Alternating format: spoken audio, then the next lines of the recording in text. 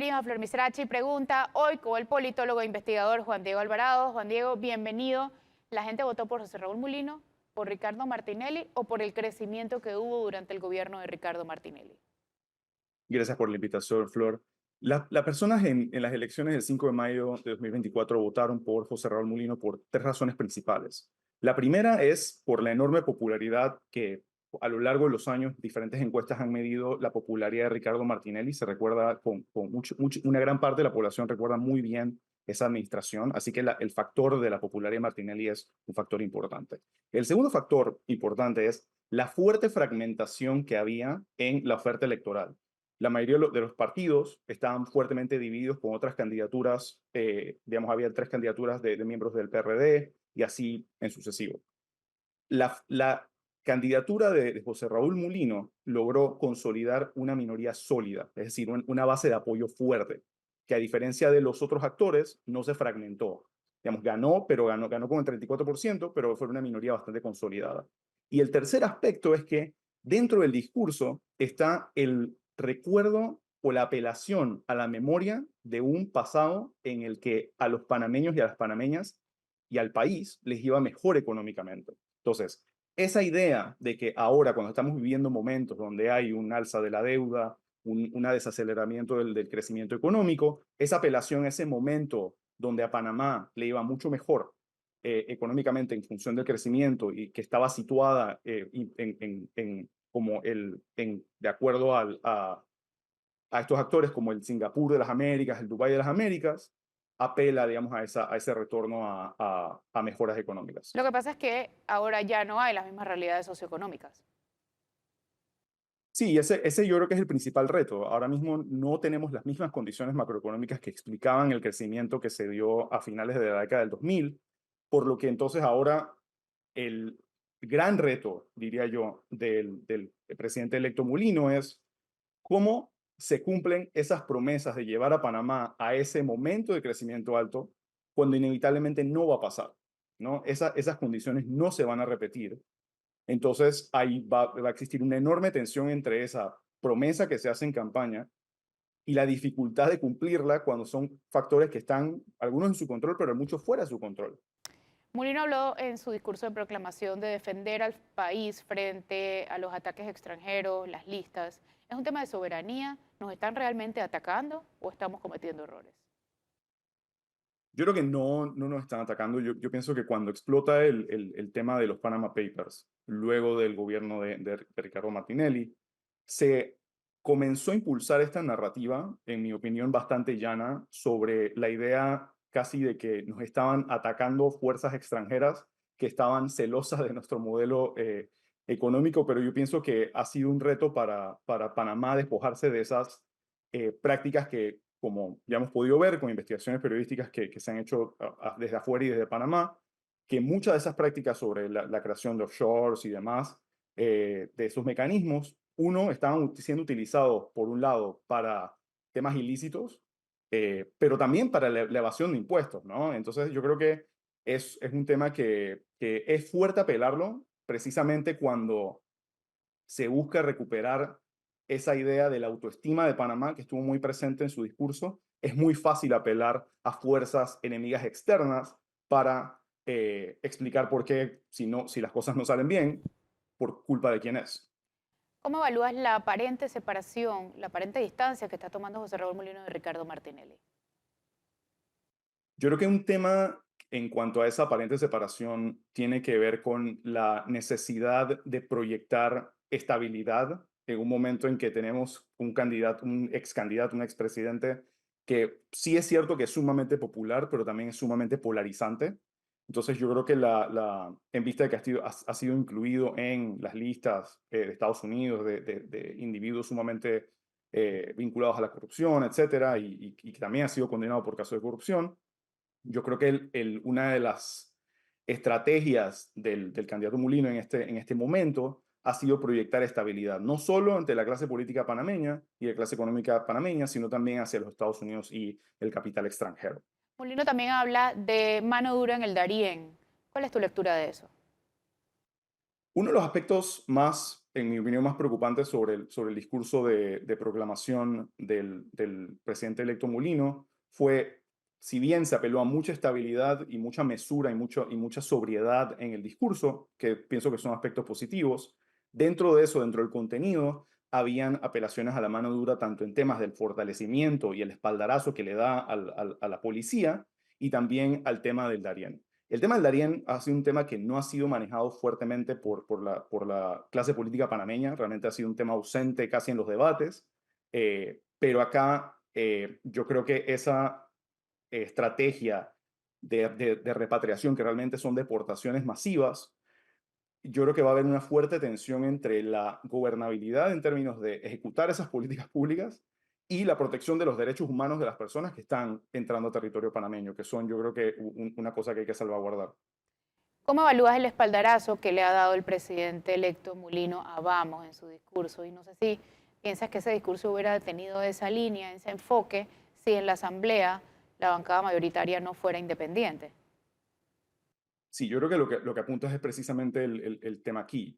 Al nosotros tener una enorme fragmentación de la política partidaria panameña en este momento, en el que ninguna bancada consigue la mayoría y en que los partidos tradicionales se han colapsado, realmente tenemos un panorama para todos muy incierto. Entonces, es todavía muy temprano para estos actores, tanto realizando metas, pero por otro lado en la Asamblea, la coalición Vamos y la bancada independiente, todavía saber qué posiciones tomar cuando no se han definido, por ejemplo, el futuro de los partidos, de cómo van a ser las alianzas que se van a hacer. Entonces, eso en parte es parte de la explicación. Y lo otro es que son dos actores que de vertientes distintas acaparan un enorme caudal de legitimidad, por lo que entonces sí, es difícil para ellos golpear uno al otro, todavía siendo obviamente muy temprano, todavía no se han querido posicionar como oposición, entendiendo que hay fuertes insumos de legitimidad de ambos lados.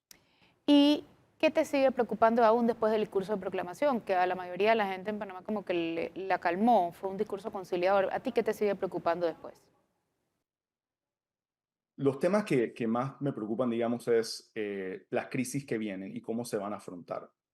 Como mencionamos, el tema de la economía es un factor importante, las reformas que se vayan a hacer y la conflictividad que estas reformas puedan generar y la respuesta del Estado a esa conflictividad en forma de represión, en forma de otras estrategias de parte del Estado, ¿no? Entendiendo ese historial y ese discurso de mano dura que tiene el presidente electo. Y yo diría que aparte de eso, la gran crisis que no sabemos todavía cómo se abordar es la crisis de la Caja del Seguro Social, que este gobierno, aduciendo o apelando a la ausencia de capital político, no resolvió y le pasó al siguiente gobierno. Entonces, el desenlace que pasa en estas discusiones, en este tipo de reformas que son críticas para el país, y la respuesta que haya en las calles sobre eso, y la respuesta que haya sobre esa respuesta, va a determinar, yo creo que muchas cosas acerca del talante de este gobierno. Bueno, vamos a un cambio y ya volvemos, no se vayan. Ya de vuelta en Flor Misrachi pregunta hoy con el politólogo e investigador Juan Diego Alvarado. Juan Diego, ¿por qué los votos de Lombana, el resultado de Ricardo Lombana no se vio reflejado en la elección de gobiernos locales, alcaldías y curules? Porque el partido de él es nuevo, pero él no es nuevo. Correcto. Yo creo que uno de los grandes retos que ha tenido el partido Otro Camino ha sido existir dentro de esa tenue y borrosa línea entre candidatura de libre postulación, que es de donde emerge el partido, a partir de la candidatura de Ricardo Lombana en 2019, y por otro lado la conformación de un partido que lo trascienda a él como persona. Entonces, eso de por sí, la construcción de partidos en Panamá es muy difícil. Los partidos aquí tradicionalmente han recurrido a la construcción de maquinarias a través del clientelismo para fortalecer bases de apoyo y cuando en teoría aparentemente no lo haces de esa manera, sí es bastante difícil. Entonces, el proceso de conformación del partido, el proceso de lanzamiento de una candidatura presidencial que quiere ser exitosa y trascender más allá de esa candidatura hacia otros cargos es sumamente difícil. Entonces yo diría que el principal reto ahí fue que no lograron trascender de ese origen de ser el partido que nace de una candidatura a un partido con una estructura mucho más grande. Y eso En- lo vimos en los resultados. Entonces sigue siendo una candidatura personalista. Por lo menos hagamos la comparación entre cómo empezó Ricardo Martinelli y cómo está ahora Ricardo Lombana. ¿Hay algún parecido? Yo creo que en la medida en que hay parecidos, es que ambos nacen de candidaturas que se quisieron posicionar como una fuerza alternativa a lo que era el sistema de partidos en su momento. Pero la enorme diferencia que existe aquí en esos orígenes era la capacidad de cambio democrático de Ricardo Martinelli de inyectar dinero en la formación de un partido fuerte que logró, por medio de eso y otras prácticas, consolidar un partido que fue competitivo a lo que anteriormente era un sistema más o menos bipartidista con el Partido Revolucionario Democrático y el Partido Panaminista. Entonces, lo que pasa acá es que vemos que si nace una candidatura, yo pienso que es un liderazgo, por definición de la candidatura independiente, un liderazgo individual, es correcto, pero que aspira a representar una identidad política independiente y entonces lo pone en tensión, como dije anteriormente, con la idea del partido. Entonces, yo pienso que puede trascenderla, ese liderazgo individual, pero con los retos que implica armar un proyecto colectivo que represente algo más allá de eso. Ricardo Lombana se autoproclamó el líder de la oposición, siendo, si nos basamos en los resultados, el líder de la oposición no vendría siendo Juan Diego Vázquez. Yo creo que esa es una excelente pregunta y la discusión alrededor de eso nos muestra que por ahora yo siento que hay una aparente como disyuntiva o como una fractura entre las discusiones que estamos teniendo acerca de lo que pasó en las elecciones presidenciales y lo que pasó en las elecciones legislativas. Entonces, no podemos verlas como dos cosas distintas, pero en vista de que, vamos, no presentó ni endosó candidatos a la presidencia y en vista de que el movimiento Otro Camino no tuvo buenos resultados electorales, estamos viendo cómo hay dos liderazgos que en dos contextos diferentes fueron las fuerzas de oposición, ¿no? En el caso de Ricardo Lombana, eh, su performance fue mucho mejor de lo que las encuestas decían, quedando con bastante distancia al tercer lugar, aún si no ganó. Por ende, era entendible que se quisiera posicionar como líder de oposición en vista de que pues, las elecciones se ganan en presidencia, en ese sentido, es el gobierno que se forma. Pero al ver que no pudo traducir ese éxito en la asamblea, ese espacio entonces tomado por Vamos y bajo el liderazgo de Juan Diego Vázquez, que dicho sea de paso también es uno de los liderazgos más grandes y más populares en el país, Vamos confirmado entonces después del debería, 5 de mayo. Vamos debería convertirse en partido o le pasaría lo que le está pasando a Otro Camino ahora mismo. Esa va a ser la gran decisión de la coalición Vamos durante los próximos 5 años. Y lo que mencioné anteriormente sobre esa tensión de los partidos políticos y las candidaturas de libre postulación o estas coaliciones de independientes, es que la coalición Vamos, en la forma en que se posicionó y estructuró su campaña durante la elección de 2024, funcionó como un partido, con una misma bandera, que anteriormente eso no se podía, sino que se reformó después de las reformas electorales, y pidiendo el voto en plancha, es decir, actuando como un partido. Los partidos hacen eso, ¿no? Compiten colectivamente. Entonces, el gran reto que tienen es si va a sacrificar ese premium que te da la marca independiente a convertirte en un partido, ¿no? Perdiendo, digamos, como ese ímpetu. Pero los beneficios que te dan los partidos es que te reduce el desgaste que tienes a tener que pedir firmas todos los años, ¿no? Todas las veces que te vas a tirar. Entonces, la paradoja aquí es que es probablemente precisamente ese proceso de recolección de firmas, cuando los candidatos caminan el país, buscan las personas fuera no como en las primarias que es dentro de los partidos políticos, sino en todo su circunscripción, circuito, corregimiento, como sea, lo que les da esa legitimidad. Entonces, eso yo creo que van a ser los costos y beneficios que van a tomar en cuenta para si deciden conformar un partido político. Los jóvenes electos de Vamos, ¿piensas que serán fieles a la línea y a los principios de Juan Diego Vázquez o eso llega y se esparce? Eso todavía yo pienso que va a ser una gran medida de los límites que tiene esta figura de las coaliciones independientes en términos de estructurar disciplina de sus cuadros.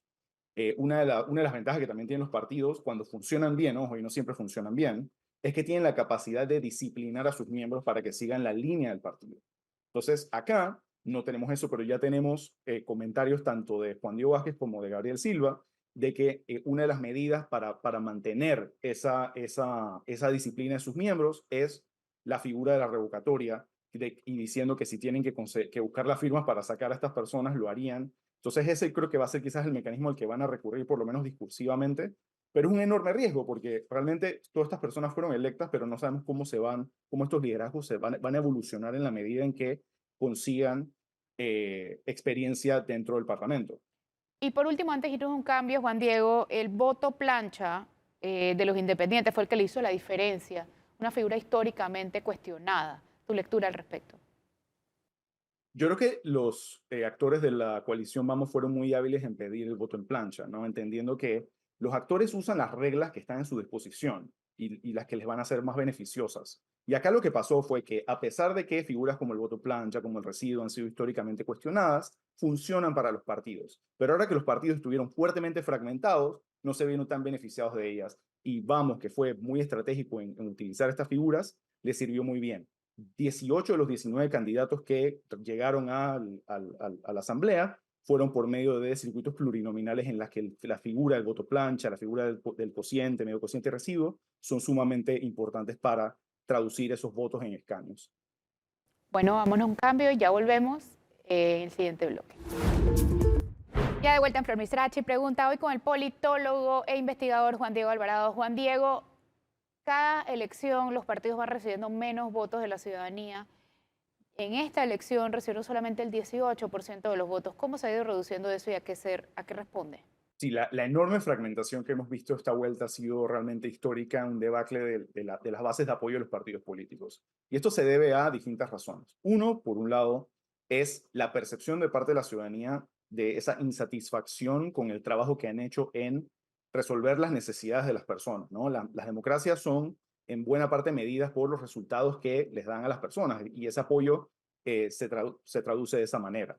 Entonces, por un lado, los partidos no han sido capaces de cumplir con esas promesas en un contexto tan desigual de Panamá, pero por otra parte los partidos se han ido fragmentando mucho más y diluyendo la marca que los hace distintivos. Entonces, cuando compiten, no son capaces de aglutinar fuerzas de apoyo importantes que fuerzas más consolidadas, con identidades más distintivas, como por un lado, realizando metas bajo la figura de Ricardo Martinelli y la coalición Vamos, con la figura de ese actor independiente anticorrupción, sí son capaces de llevar.